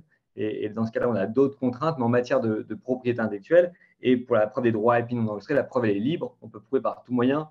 Donc si on peut prouver par témoignage, en partageant une vidéo YouTube, un email, en faisant un petit paquet en le tendant au juge, il n'y a pas de raison qu'on ne puisse pas le faire avec la preuve blockchain. Maintenant, où est-ce qu'on en est au niveau des décisions de justice, la jurisprudence? En Italie, on a une présomption de validité de la preuve blockchain. En France, on a eu un député qui voulait le faire aussi, qui s'appelait Jean-Michel Miss, et qui avait fait un amendement à la loi Pacte. À l'époque, il préférait mettre un peu le focus sur les ICO. C'était le moment où Bruno Le Maire avait changé d'avis en 6 mois et ne jurait plus que par la blockchain. Et du coup, il voulait pousser à fond les ICO, donc ils n'ont pas voulu mettre ça dans la loi Pacte.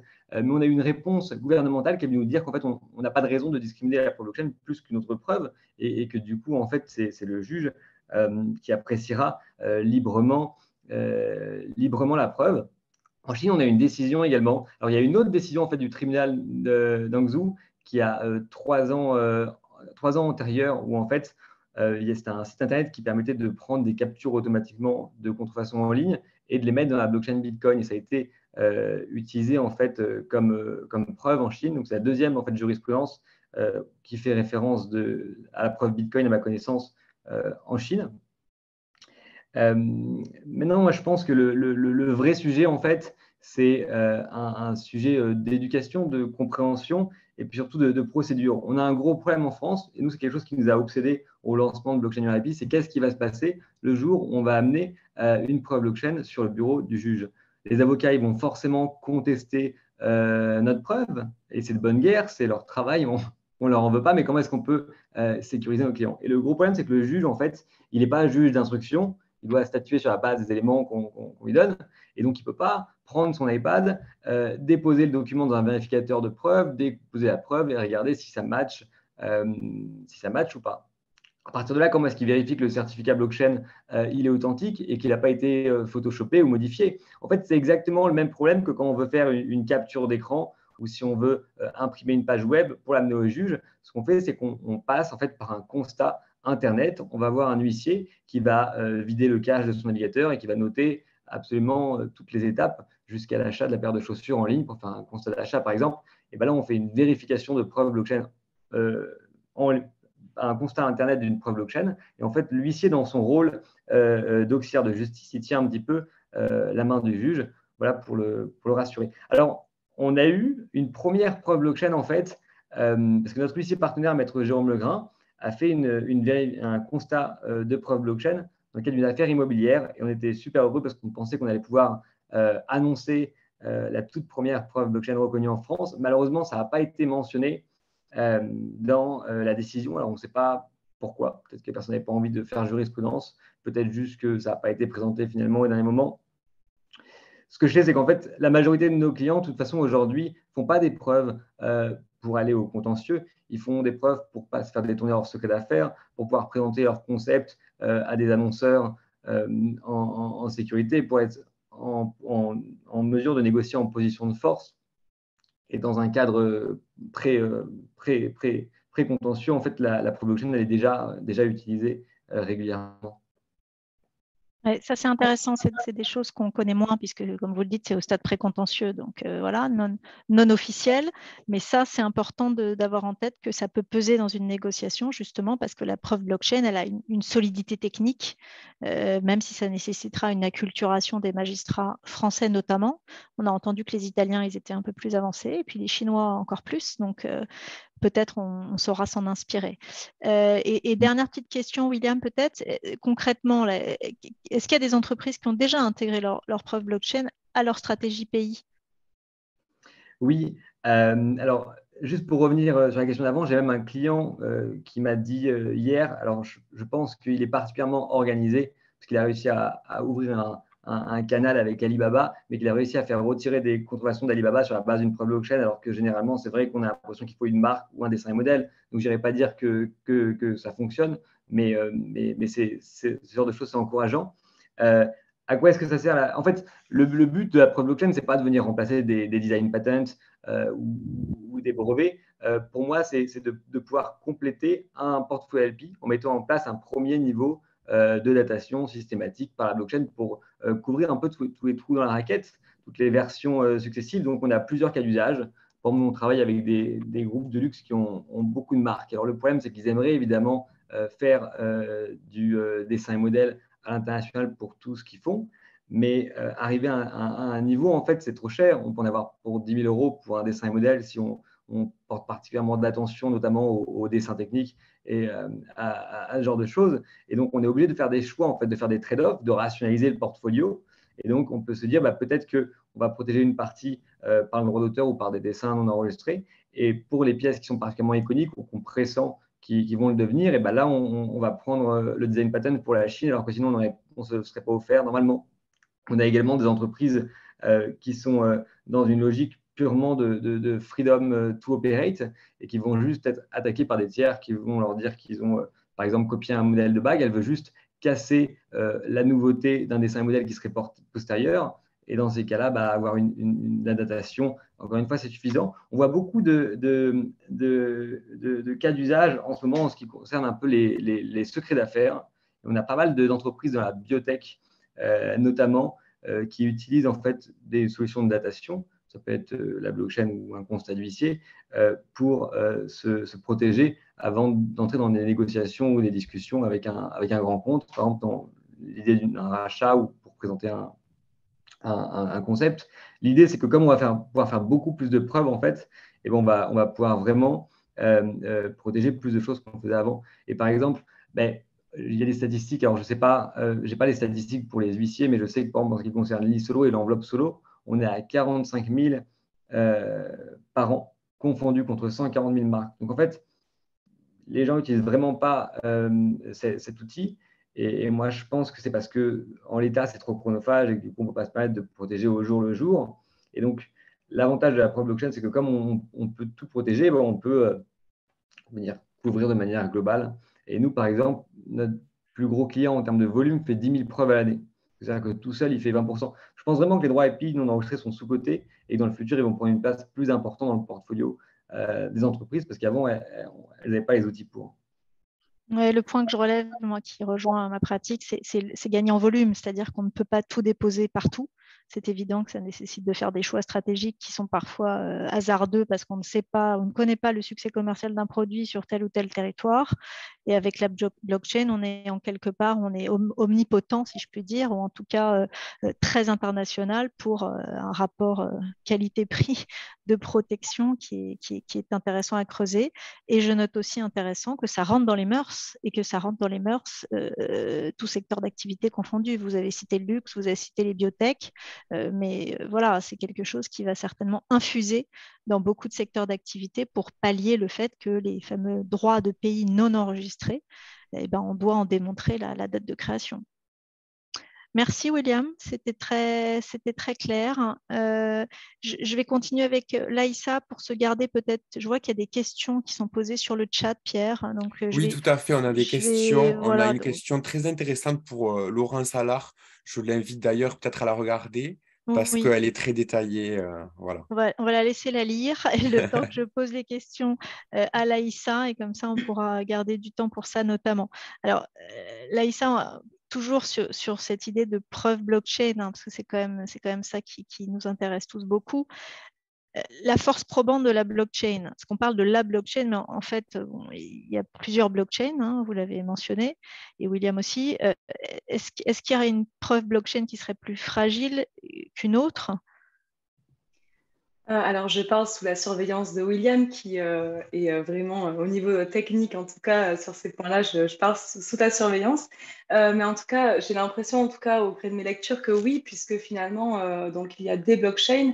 Au niveau de la blockchain publique, alors c'était il y a longtemps maintenant, c'était un algorithme de hachage notamment, pardon, qui était le MD5, qui a démontré des collisions, donc c'est-à-dire deux documents qui ont la même empreinte. Alors, c'était en 2004. Là, pour les algorithmes de hachage qui sont utilisés, notamment SHA-256, il n'y a pas eu de collisions qui ont été démontrées. Et pourtant, j'ai bien l'impression qu'il y en a qui cherchent. Donc ça peut être un premier temps qui peut être réfuté par un expert informatique. En matière de blockchain privée, parce que finalement, c'est vrai que je n'ai pas eu le temps de revenir sur blockchain public-privé dans la conférence, mais à certains moments, je parlais bien de blockchain privée. Et donc, ce n'est pas une blockchain pour, pour une partie en fait des acteurs professionnels ou des universitaires. En tout cas, en matière de blockchain privée, c'est le nombre de mineurs aussi qui compte. Plus il y a de mineurs, plus la blockchain est solide. Donc finalement, avec une blockchain privée, les mineurs peuvent faire un consensus. Alors, je ne rentre pas dans les détails, mais ça aussi, ça peut rentrer en jeu. Et en matière de redatage, alors ça, pour avoir aussi eu l'occasion d'en parler, donc j'ai un avis plus tranché dessus. Le redatage, c'est vraiment la preuve, enfin, c'est vraiment l'atout de la blockchain. Mais il est vrai qu'au même titre que dans l'enveloppe solo, ce n'est pas la date de création qui a proprement parlé. Dans la blockchain, ce n'est pas la date de création non plus, c'est la date d'ancrage dans la blockchain, enfin, de validation. Et donc ça fait partie voilà, des choses qui pourraient être amenées à être discutées devant le juge, sauf lorsque la technologie blockchain, ça aussi, je n'ai pas eu le temps d'en parler, mais c'est intéressant, ça a été fait par Kodak, qui visiblement n'a pas voulu rater la technologie blockchain, par aussi des traitements de texte comme Woolit, qui, eux, permettent d'ancrer directement, donc pas à pas, comme au même titre qu'un document Word enregistre sur Google Drive quand vous mettez enregistrer, enregistre sur la blockchain pour avoir là presque une preuve de la création à un moment donné. William, est-ce que vous avez quelque Ouais, chose mais je suis à... complètement d'accord avec Laïssa. Et d'ailleurs, nous, c'est aussi un cas d'usage qu'on a. On voit beaucoup ça dans l'industrie de la haute joaillerie. En fait, le time to market est extrêmement long. Développer une bague Van Cleef, ça peut prendre 3 ans.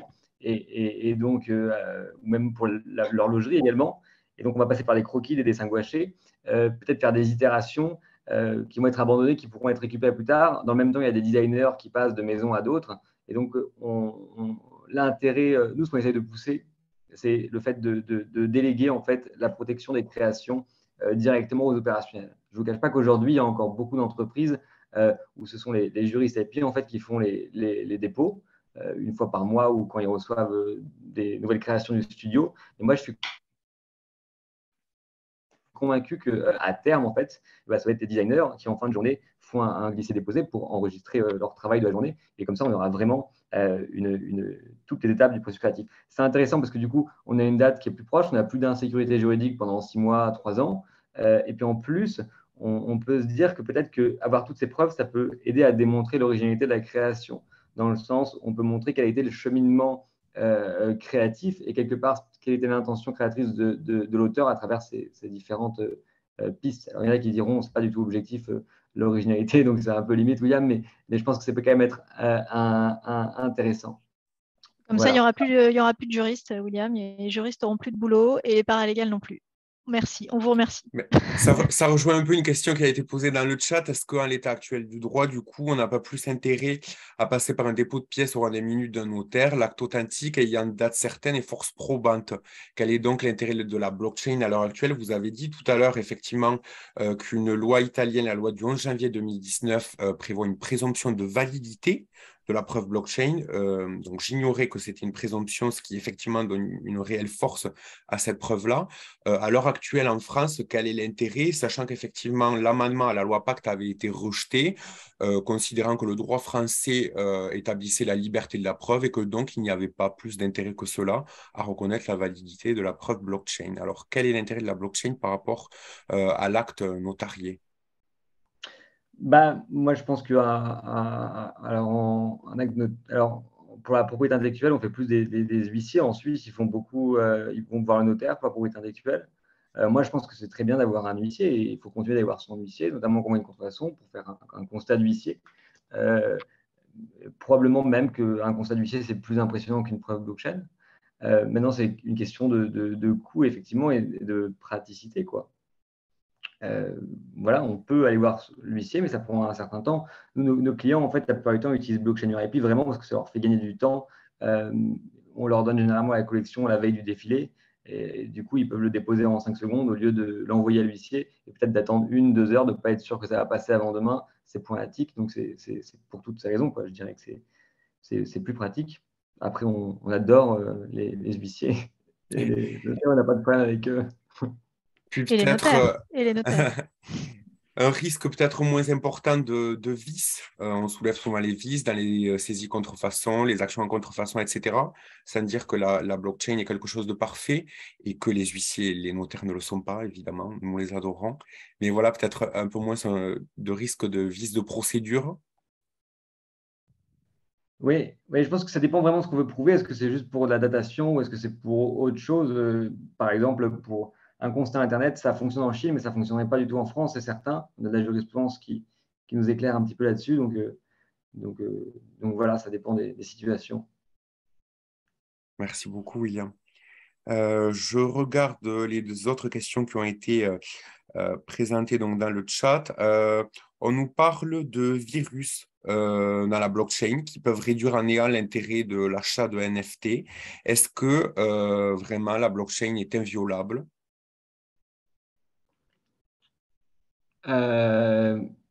En fait, la blockchain, ce n'est pas un logiciel, donc il y aurait des virus. La blockchain, c'est un protocole, comme le protocole TCP/IP, qui permet de transférer de l'information, comme le protocole SMTP, qui permet d'envoyer des emails. Donc, c'est juste un protocole. Après, les gens ont des logiciels pour interagir avec ce protocole.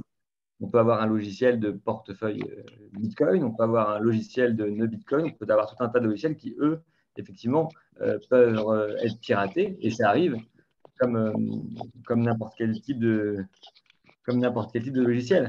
Dans le cas de la blockchain et de Bitcoin, l'intérêt, c'est qu'il y a quand même une très grande transparence. C'est-à-dire que même si quelqu'un arrive à modifier l'information, on s'en rendrait immédiatement compte et du coup, les gens refuseraient de continuer de discuter avec lui et il exclurait juste des copies qui se synchronisent, de un.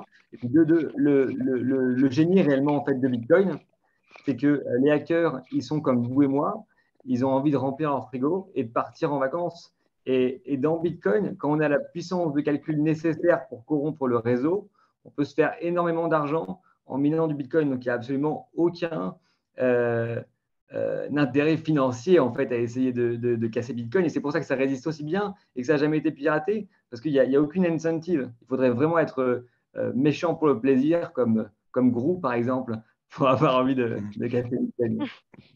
Ça existe, il y en a. Bitcoin est très riche.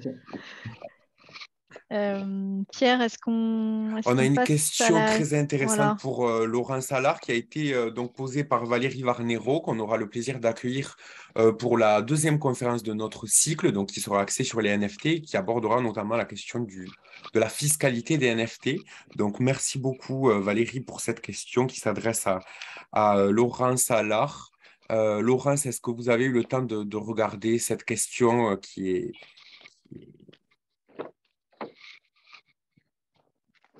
Oui, tout à fait. Bah, merci d'ailleurs à tous les autres intervenantes et intervenants voilà, de ces contributions très, très éclairantes. Alors c'est vrai que bon, nous, quand on aborde sociologiquement ces questions, enfin du point de vue de sociologiquement et culturellement ces questions, on a moins affaire à des questions de contrefaçon, de délit. On n'est pas, voilà, on est aussi sur des usages bien portants, comme on dirait, ou des usages, voilà, donc c'est bon, c'était un point que je voulais mettre en avant parce on a tendance ici à focaliser justement sur tout ce qui va être contrefaçon, usage malveillant, etc. Alors que bon, il y a toute une partie des usages de des NFT, notamment par les artistes qui permettent des transactions entre collectionneurs et artistes. Voilà.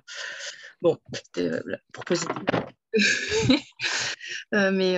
Donc oui, la question, elle est intéressante. Bon, alors ce que j'ai voulu montrer, notamment dans l'article d'AOC, c'était le caractère un peu autoprophétique, en fait, de la science-fiction, puisqu'une grande partie de l'imaginaire des, des entrepreneurs de l'économie numérique sont aux États-Unis et en particulier dans la Silicon Valley, et qu'ils sont en grande partie, voilà, nourris de toutes les ressources symboliques de différents genres qui vont façonner la science-fiction, notamment le genre cyberpunk avec donc les questions de réalité virtuelle, de métaverse. Et ce que j'ai notamment mis en avant, c'est que cette connexion entre l'économie numérique et notamment la science-fiction, c'est pas une connexion simplement métaphorique ou alors de l'ordre simplement littéraire, mais par exemple Neil Stephenson, qui est l'auteur même du concept de métaverse dans le samouraï virtuel, est aussi a été chef futuriste dans une société qui s'appelle Magic Leap de réalité augmentée. Donc il y a des transferts entre les écrivains de science-fiction et les sociétés de la Silicon Valley. Donc il y a une sorte de prophétie autoréalisatrice qui donne à la science-fiction un statut un peu prototypique, en fait. Voilà. C'est-à-dire on imagine des mondes d'un point de vue littéraire par des mots que l'on va réaliser ensuite par du code, un autre code langagier qui est le code des langages informatiques et de tout ce qui peut se développer autour. Voilà. Donc ça, c'était un des points qui était mentionné dans la question. Et ensuite, en effet, j'ai convoqué Pépé le même Pépé de Frog, qui a été donc détourné par les néoconservateurs, ce qu'on appelle le Dark Enlightenment, dont font partie, en effet, tous ces néoconservateurs dont font partie les membres de ce qu'on distingue comme étant la alt-right aux États-Unis. Et donc là, c'est une question sur laquelle j'ai pas... Moi, ce que j'observe dans la alt-right, c'est plutôt justement les usages des mèmes, ce qu'on appelle tout le travail de shitpost, etc. Donc, il y a de fait un activisme mémétique de la alt-right qui est extrêmement observable. Il y a un ouvrage qui s'appelle Politicagramme qui a compiler en fait des corpus de même d'alt-right et la façon dont en effet ils vont occuper ce terrain de tous les réseaux sociaux, Instagram aujourd'hui notamment, et ça c'est plutôt inattendu, c'est pas si enfoncé qu'on peut l'imaginer. Voilà. J'ai pas beaucoup de données pour le coup sur les usages qui seraient faits à part Pépé de Frog qui est devenu Pépé Cash, mais qui a été justement repris par une communauté crypto qui, pour le coup, pas spécialement néoconservatrice, c'était très, très diversifié. Donc justement, ça a permis de faire revivre le même Pépé et de le sortir de ce renfermement néo-fasciste. Donc, mais je n'ai pas tellement de données, c'est pas observé autour des tokens, de la tokenisation, du lien entre token et dark enlightenment. Je n'ai pas spécialement de données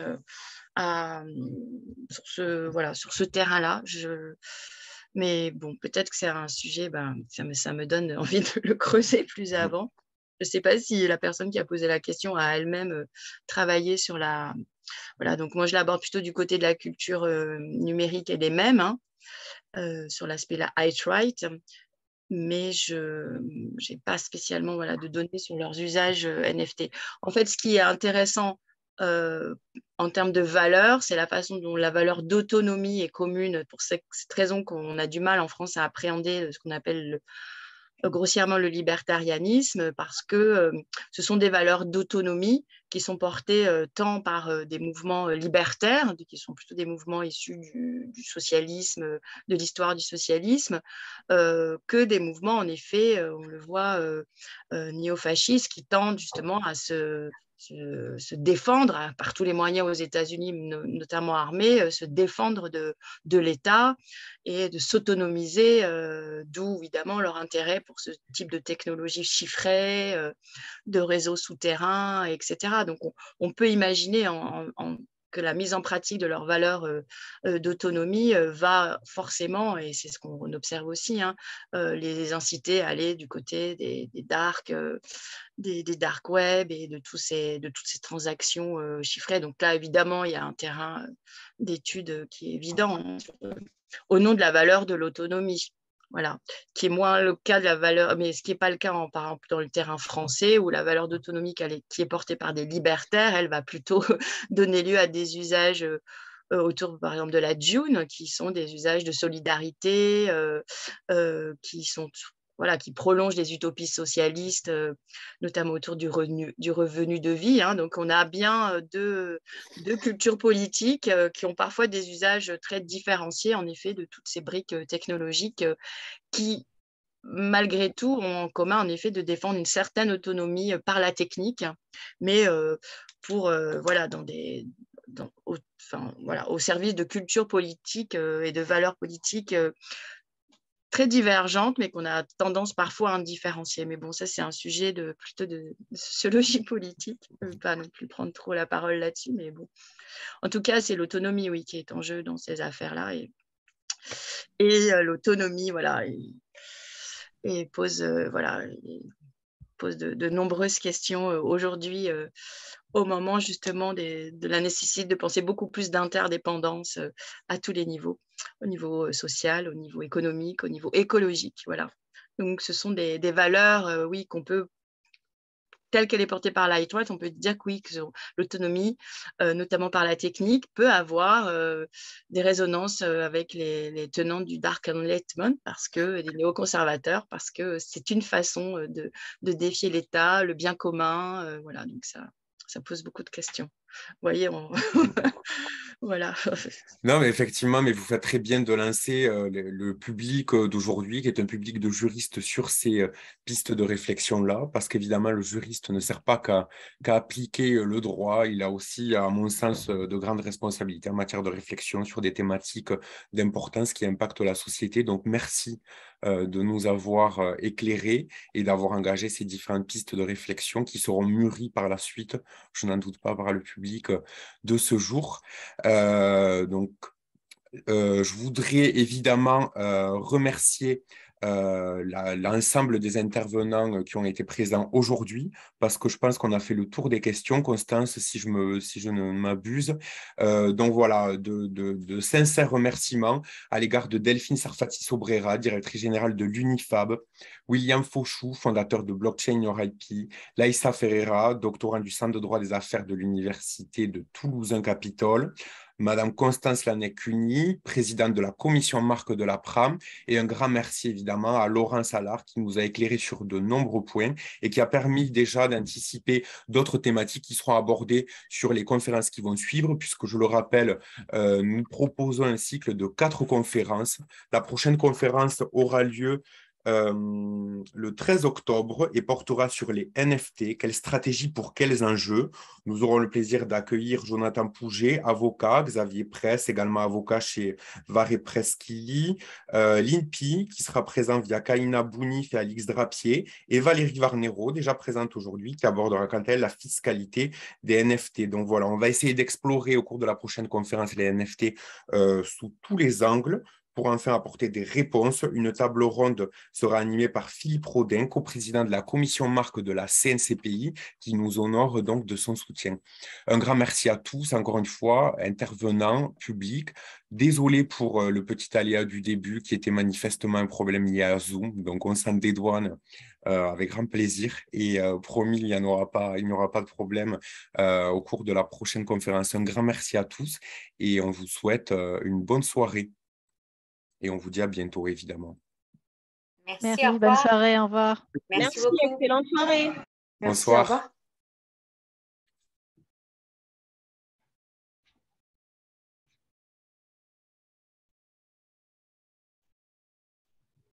Un grand merci encore une fois à tous les intervenants et je vous vois encore ici présents.